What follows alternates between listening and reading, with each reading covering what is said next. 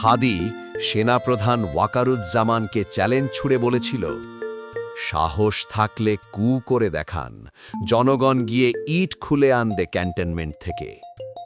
এটা কোনো হুমকি ছিল না, এটা ছিল জনতার শক্তির ঘোষণা।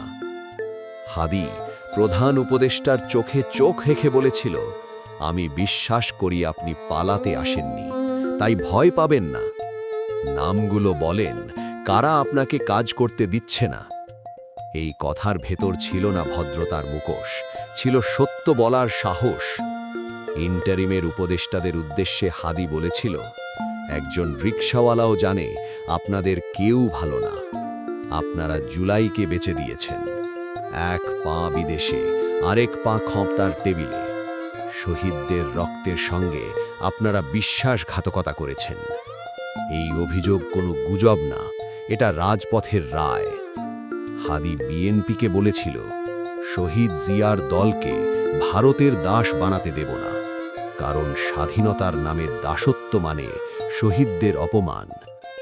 হাদি জামায়াতে ইসলামীকে বলেছিল, নিজামী সাইদির জামাতকেও ভারতের দাস হতে দেব না, কারণ আদর্শের কথা বলে পরাধীনতা মেনে নেওয়া সবচেয়ে বড় ভণ্ডামি। হাদি এনসিপিকে সোজা সাপটা বলেছিল, তোমরা জুলাইকে নিজেদের সম্পত্তি বানিয়েছ। মনে রেখো, জুলাই কোনো দলের না, জুলাই পুরো দেশের। এই কথায় কেঁপে উঠেছিল অনেকের সাজানো বয়ান। হাদি এমনকি ফ্যাসিস্ট আওয়ামী লীগের ক্ষেত্রেও বলেছিল, যারা গণহত্যায় জড়িত না তাদের সাথেও ইনসাফ করতে চাই। কারণ হাদির রাজনীতি ছিল প্রতিশোধের না, ছিল ন্যায়ের।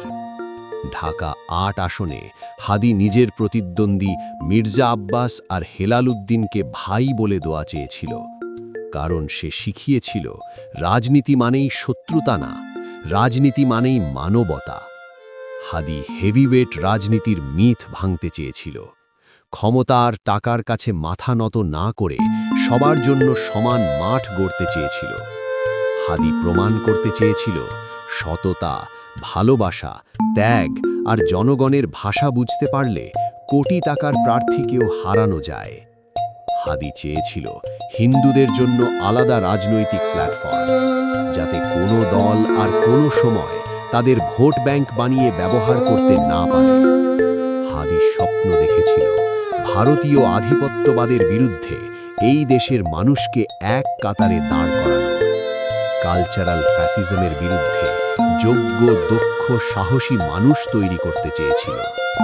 হাদি চেয়েছিল জুলাইয়ের শহীদদের খুনিদের বিচার, ৫৭ বিডিআর হত্যার বিচার, শাপলা গণহত্যার বিচার, গুম খুনে জড়িত ডিজিএফআই এর নরপশুদের বিচার।